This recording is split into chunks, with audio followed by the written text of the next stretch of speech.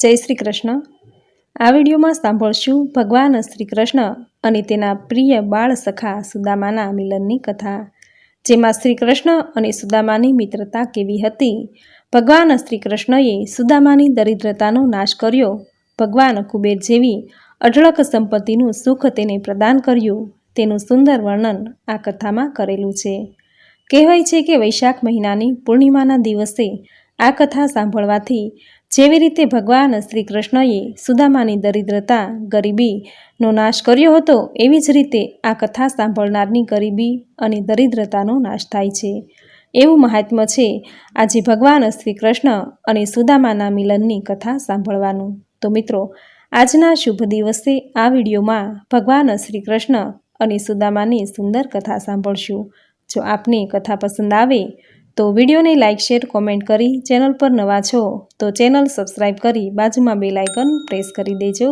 ધન્યવાદ। તો કથા શરૂ કરીએ। બોલો ભગવાન શ્રી હરિ વિષ્ણુની જય। શુકદેવજી કહે છે કે સુદામા એ ભગવાનના ખાસ મિત્ર છે। સુદામા પોરબંદરમાં બિરાજે છે। સુદામા પવિત્ર, જીતેન્દ્રિય અને મહાજ્ઞાની છે। 4 વેદ અને 6 શાસ્ત્રનું તેમને જ્ઞાન છે। આખો દિવસ પૂજાપાઠમાં ગાળે છે।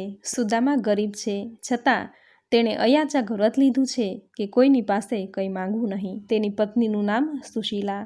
સુશીલા મહાન પતિવ્રતા છે। પહેરવાને માત્ર એક વસ્ત્ર છે। સ્નાન કરી શરીર પર જ સાડી સૂકવે છે। ગરીબીને કારણે અનેકવાર ઉપવાસ થયા। આમ ઘરમાં રહીને જ પતિ પત્ની સત્સંગ કરે છે, કૃષ્ણ કીર્તન કરે છે। પોતાની અને બાળકોની ભૂખથી વ્યાકુળ થઈ એકવાર સુશીલાએ તેના પતિને કહ્યું કે હે નાથ, મારે તમને એક પ્રાર્થના કરવી છે। આપે કથામાં કહ્યું છે કે કનૈયો બહુ પ્રેમાળ છે। તમે કહેતા હતા કે તમે કનૈયાની સાથે ગુરુકુળમાં સાથે ભણતા હતા અને તમે કનૈયાના પરમ મિત્ર છો, તો તમારા મિત્રને મળવાની ઈચ્છા તમને કેમ નથી થતી?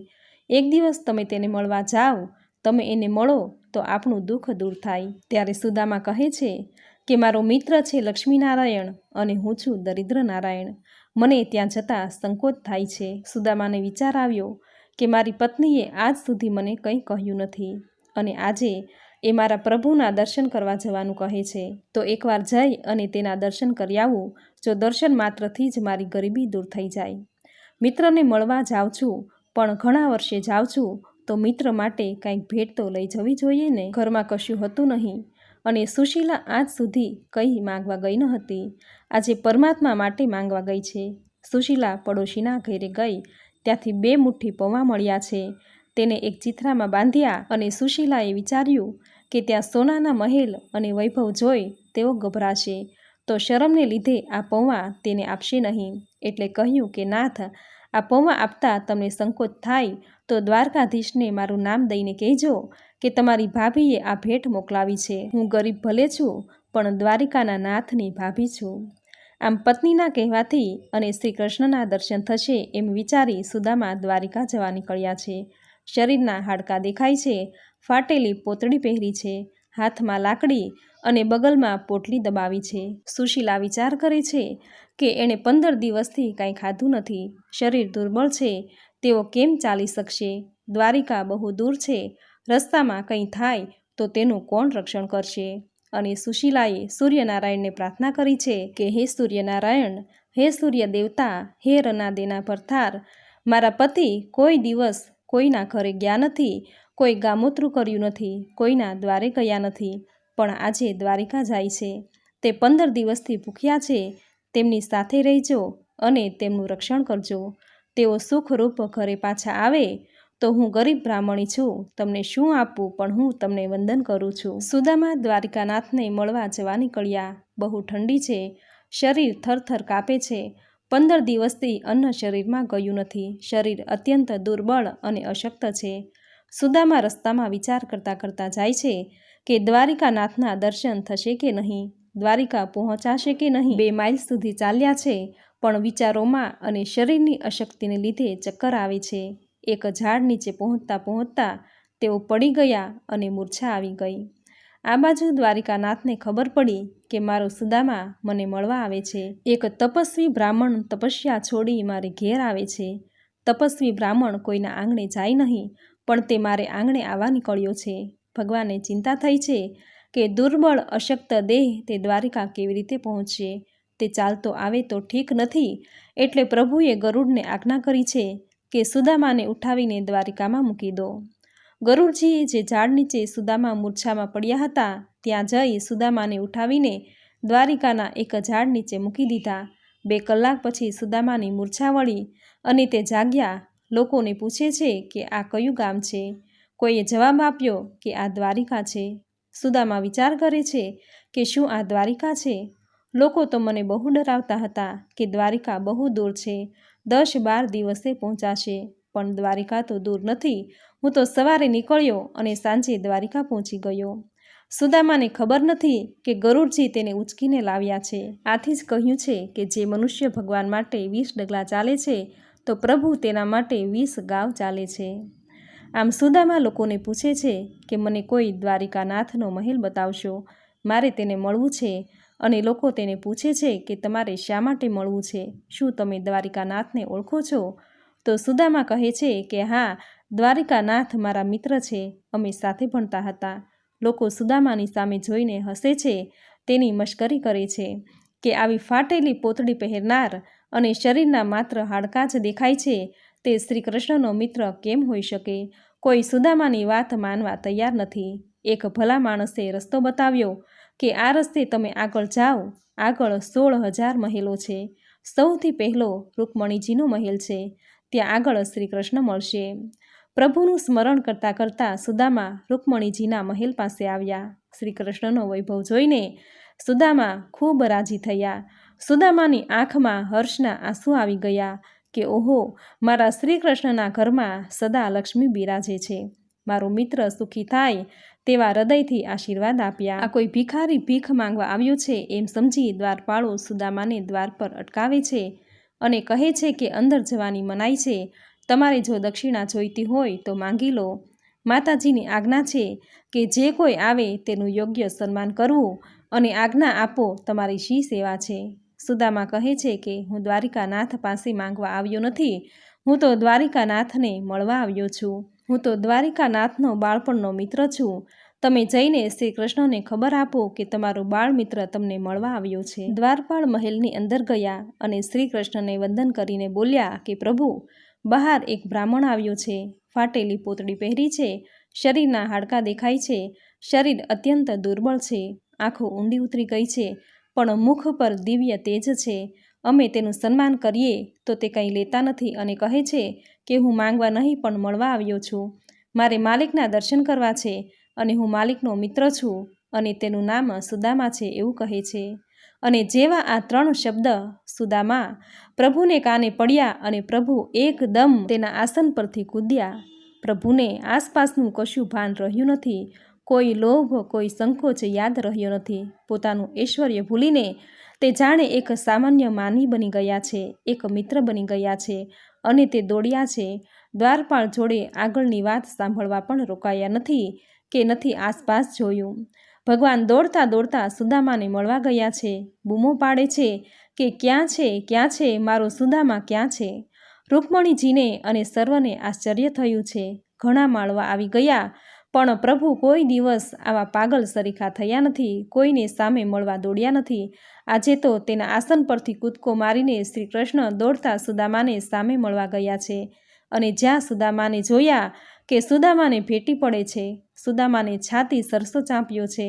સુદામાની આ દશા જોઈને પ્રભુને અતિશય દુઃખ થયું છે. આંખોમાંથી ચોધાર આંસુ નીકળે છે. પ્રભુ વિચારે છે કે મારા મિત્રની શું આ દશા, અને કહે છે કે મિત્ર, તું આવ્યો તે સારું થયું, મને અતિ આનંદ થયો છે. સુદામા વિચારે છે કે મને કનૈયાએ યાદ રાખ્યો છે, તે મને ભૂલી ગયો નથી. આટલો બધો વૈભવ હોવા છતાં મારા માટે કોઈની પણ પરવા કર્યા વગર દોડતો આવ્યો.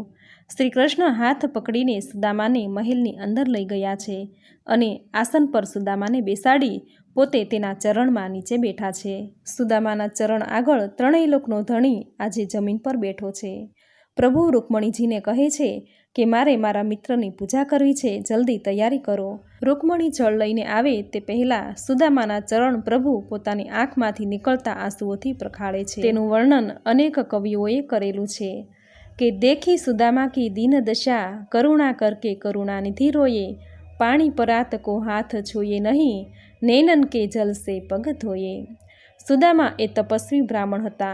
आखो दिवस जप करता એટલે પગમાં જોડા પહેરતા નથી, તેથી પગમાં અનેક કાંટાઓ વાગેલા હતા। પ્રભુ પોતાના અશ્રુજળથી સુદામાના પગ પખાળે છે અને સાથે સુદામાના પગના કાંટા પણ કાઢે છે। એક કાંટો જરા વધારે ઊંડો પેસી ગયેલો છે। આ કાંટો છે સુદામાના પગમાં, પણ ખૂંચે છે શ્રી કૃષ્ણના હૃદયમાં। ભગવાને રૂકમણીને કહ્યું કે દેવી, કાંટો કાઢવા સોય લાવો। રૂકમણી સોય લેવા ગયા। રૂકમણીને સોય લઈ આવતા વિલંબ થયો છે। માલિકથી સહન થતું નથી, તેમનાથી રહેવાયું નહીં અને સુદામા ચરણને પોતાના બે હાથથી પકડી પોતાના દાંતો વડે કાંટો કાઢવા લાગ્યા। સુદામા કહે છે કે મિત્ર, તું આ શું કરે છે? આ રાણીઓ જોશે તો તેમને ક્ષોભ થશે। તું રાજા થઈને આમ મુખથી કાંટો કાઢે તે યોગ્ય નથી। પ્રભુ કહે છે કે તું શું બોલે છે? હું તો તારો સેવક છું। તારો કનૈયો સંપત્તિમાં શાન ભાન ભૂલ્યો નથી। ભગવાને દાંત વડે કાંટો કાઢ્યો છે। આજે શ્રી કૃષ્ણ પોતાનું ઐશ્વર્ય ભૂલી ગયા છે। તે ભૂલી ગયા છે કે હું દ્વારિકાનો રાજાધિરાજ છું, હું ઈશ્વર છું। સુદામા નિષ્પાપ હતા, તેથી ભગવાને તેમનો કાંટો દાંત વડે કાઢ્યો છે। ગરીબ થવું એ ગુનો નથી, પણ ગરીબીમાં ભગવાનને ભૂલી જવા તે ગુનો છે। સ્નાન થયું।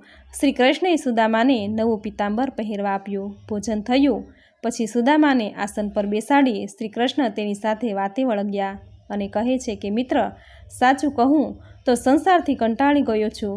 ગ્રહસ્થાશ્રમમાં શાંતિ ક્યાં છે? આપણે ગુરુકુળમાં હતા તે વખતે જે આનંદ હતો તેવો આનંદ હવે ક્યાં છે? મિત્ર, તને તો નાનપણથી રમવાની ટેવ નહીં। આખો દિવસ તું ગાયત્રી મંત્રના જપ કરતો, હું તને પરાણે રમવા લઈ જતો। તને યાદ છે, એક દિવસ આપણે દર્ભ સમાધિ લેવા ગયા હતા। તે દિવસે વરસાદ પડેલો। આખી રાત એક ઝાડની ડાળ પર ઊભા રહ્યા હતા અને ગુરુમાતાએ આપેલા મારા ભાગના ચણા પણ તું ખાઈ ગયો હતો। આમ વાતો કરતાં કરતાં ભગવાન શ્રી કૃષ્ણ સુદામાની સેવા કરે છે। શ્રી કૃષ્ણને જાતે સુદામાના ચરણની સેવા કરતા જોઈ રૂકમણી વગેરે આશ્ચર્યમાં પડી ગયા। આવો પ્રેમ પ્રભુએ કોઈ દિવસ કોઈને બતાવ્યો નથી। બ્રાહ્મણ મહાભાગ્યશાળી છે। શ્રી કૃષ્ણ સુદામા સાથે વાત કરતાં કરતાં પૂછે છે કે મિત્ર, તારું લગ્ન થયું કે નહીં? ભાભી કેવા છે? સુદામા કહે છે કે હા, લગ્ન થયા છે, પત્ની છે, બાળકો છે અને તારી ભાભીમાં નામ પ્રમાણે જ ગુણો છે। તેનું નામ સુશીલા છે। તેના કહેવાથી જ તને મળવા આવ્યો છું। તો શ્રી કૃષ્ણ કહે છે કે મારા ભાભી સુશીલ છે તો તેણે મારા માટે જરૂર કાંઈક મોકલ્યું જ હશે, તે ભેટ મને આપો। બાજુમાં રૂકમણી ઊભા છે। તે કહે છે કે નાથ, આ ગરીબ બ્રાહ્મણ તમને શું આપશે? તમારે તેને કંઈક આપવું જોઈએ। તમે આજ્ઞા કરો તો તમારા મિત્રને ઘેર ઘણું બધું મોકલું। કૃષ્ણ કહે છે કે મારે તેને કંઈ આપવું નથી, મારે તો મિત્રનું ખાવું છે, મને ભૂખ લાગી છે। રૂકમણી કહે છે કે આ ગરીબ બ્રાહ્મણ તેની પાસે કાંઈક હશે તો આપશે ને। શ્રી કૃષ્ણને હવે રૂકમણી પ્રત્યે દુઃખ થયું છે। જરા કોપાયમાન થયા અને મારા મિત્રને ગરીબ કહેનારી તું કોણ? આવું બોલ્યા। ત્યારે રૂકમણી માફી માંગે છે। સુદામાએ પૌવાની પોટલી બગલમાં દબાવેલી। સુદામાને આવા સૂકા પૌવા આપતા સંકોચ થાય છે। ભગવાને ભેટ માંગી એટલે સુદામા પોટલી વધારે છુપાવવા લાગ્યા। ભગવાન મનમાં હસે છે કે તે દિવસે ચણા સંતાડી રાખેલા અને આજે પૌવા છુપાવે છે। આમ કહી પોટલી ઝૂંટવી લીધી અને ભગવાન પૌવા ખાવા લાગ્યા। એ 2 મુઠ્ઠી પૌવા હતા, પણ તે સુદામાનું સર્વસ્વ હતું। સુદામાના પ્રારબ્ધ કર્મને લીધે તેઓ ગરીબ હતા। વિધાતાએ તેમના કપાળ પર લખ્યું હતું કે શ્રીશય। શ્રીશય એટલે કે આ જીવ અતિ દરિદ્ર થશે। પ્રભુએ જ્યારે સુદામાના કપાળ પર તિલક કર્યું ત્યારે તેણે વાંચી લીધું અને શ્રી કૃષ્ણે વિચાર્યું કે વિધાતાને લેખ લખતા આવડ્યું નથી, મારા મિત્રના કપાળમાં કેવું લખ્યું છે, તે વિધાતાના લેખને હું ઉલટાવી દઉં। અને ભગવાને તે છેકીને યક્ષ શ્રી એટલે કે કુબેરના ઘરના જેટલી સંપત્તિ એવું કરી દીધું। મારે મારા મિત્રને કુબેરના ઘરના જેટલી સંપત્તિ આપવી છે। સુદામાના પ્રારબ્ધ કર્મોને ક્ષીણ કરવા સુદામાના પૌવા ભગવાન આરોગ્ય છે। પરમાત્મા જમ્યા એટલે આખું જગત જમ્યું, એટલે પરમાત્માએ પોતે જમીને આખું જગત જમાડવાનું પુણ્ય તેના નામે જમા કર્યું, જેથી સુદામાના સર્વ પ્રારબ્ધ કર્મો બળી ગયા। શ્રી કૃષ્ણ હવે સુદામાને કહે છે કે મિત્ર, મારા ભાભી યશોદામાં જેવા છે। હું જ્યારે ગોકુળમાં હતો ત્યારે મારી મા મને આવી રીતે પૌવા ખાવા આપતી। ત્યાર પછી ઘણા વખતે આવા પૌવા ખાવા મળ્યા છે. સુદામાના પૌવા સૂકા ન હતા, પણ પ્રેમમાં પલાળેલા હતા. માત્ર એક મુઠ્ઠી પૌવા ભગવાને આરોગી ગયા અને તેના બદલામાં ભગવાને દ્વારિકાનું ઐશ્વર્ય સુદામાને ત્યાં મોકલી દીધું. આમ એક મુઠ્ઠી તાંદુલના બદલામાં ભગવાન શ્રી કૃષ્ણએ સુદામાની ગરીબી દરિદ્રતા દૂર કરી. આથી જ આજના દિવસે ભગવાન શ્રી કૃષ્ણને તાંદુલ ધરાવવાનું મહત્વ છે. તો મિત્રો, આ હતી ભગવાન શ્રી કૃષ્ણ અને તેના પરમ મિત્ર એવા બાળ સખા સુદામાની સુંદર કથા સુંદર શબ્દોમાં, જે સાંભળનારની ગરીબી, દુઃખ, દરિદ્રતા, તેના જીવનનો કલેશ ભાંગીને ભૂકો થઈ જાય. યક્ષાધિપતિ એવા ભગવાન કુબેર જેવી અઢળક સંપત્તિના માલિક બને તેવી પ્રભુને પ્રાર્થના. તો મિત્રો, આ વિડીયોમાં ભગવાન શ્રી કૃષ્ણ અને સુદામાના મિલનની સુંદર કથા તમે પૂરી શ્રદ્ધાથી સાંભળી, જે સાંભળવી તમને જરૂર ગમી હશે. તો વિડીયોને લાઇક કરી કોમેન્ટમાં જય શ્રી હરિવિષ્ણુ, જય શ્રી કૃષ્ણ, જય સુદામા જરૂર લખજો. ચેનલ પર નવા છો તો ચેનલ સબસ્ક્રાઈબ કરી બાજુમાં બેલ આઇકન પ્રેસ કરી દેજો, જેથી આપણા આવનાર દરેક નવા વિડીયોની નોટિફિકેશન તમને મળતી રહે. તો ફરી મળીશું આવી જ નવી ધાર્મિક માહિતી, નવી ધાર્મિક કથા સાથે. ત્યાં સુધી આપ સૌને મારા જય શ્રી કૃષ્ણ.